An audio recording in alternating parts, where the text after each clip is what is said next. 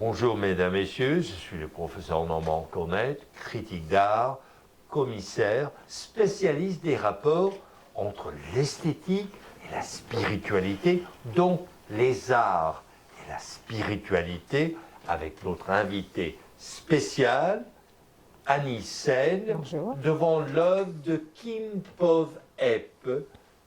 Et vous, vous êtes bienvenue à la série Les premiers regards sur l'antenne de Radio Infocité grâce au régisseur Jean-Marc Drolet. Alors, Annie Sen, vous n'avez jamais vu cette œuvre. Jamais. Qu'est-ce qui jaillit de vous quand vous regardez cela?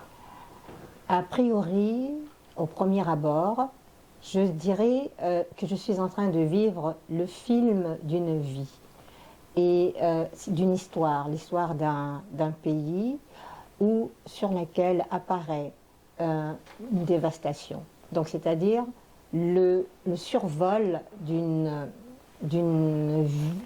histoire.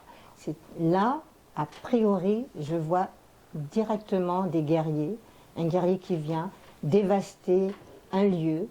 C'est un lieu où habite une certaine sérénité, où habite une croyance, et on vient décapiter la tête de ceux et celles qui ont instauré un principe de vie très spirituel.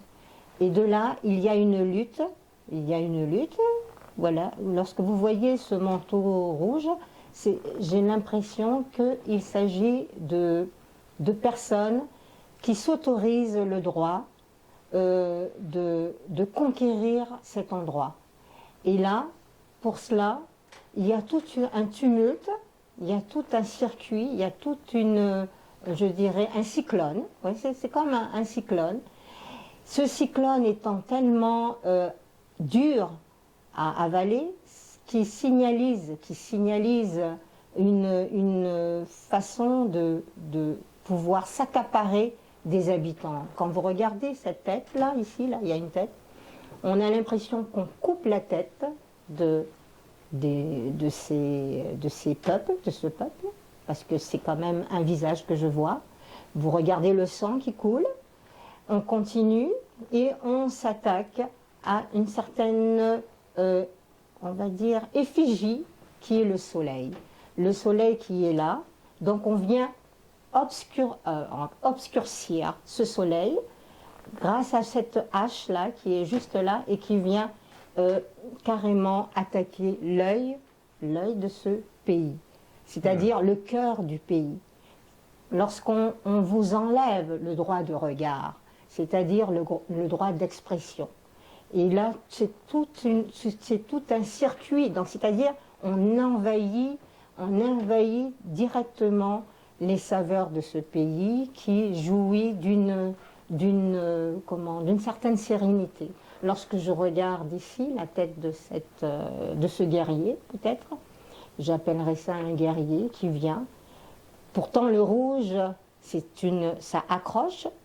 Le rouge, c'est à la fois symbole d'amour, mais c'est aussi à la fois symbole de cruauté, de sang.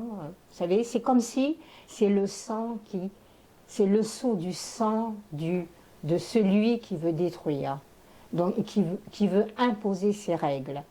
Et là, on continue, on voit la forme d'une tête.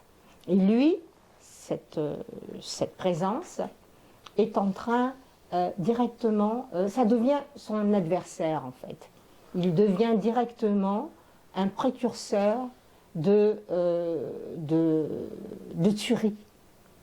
Il est là pour tuer l'âme de cette humanité. Ici, directement, on l'attaque. Et toujours est-il que lorsque l'on marche, c'est comme si on représente la terre d'un lieu. La terre d'un lieu, et qu'on regarde l'eau, C'est comme, honnêtement, c'est comme si un tsunami. C'est comme si c'était un tsunami. Alors, lorsque le tsunami arrive, il vient pour faire disparaître l'âme de ces êtres. Alors, merci Annie Sen. Mesdames, Messieurs, je vous invite à découvrir l'art de Kim Pov Ep, d'abord à la ville de La Prairie, au Québec, du 22 janvier jusqu'au mois d'avril, ainsi que sur la toile, et également chez Éclat Art Contemporain à Montréal.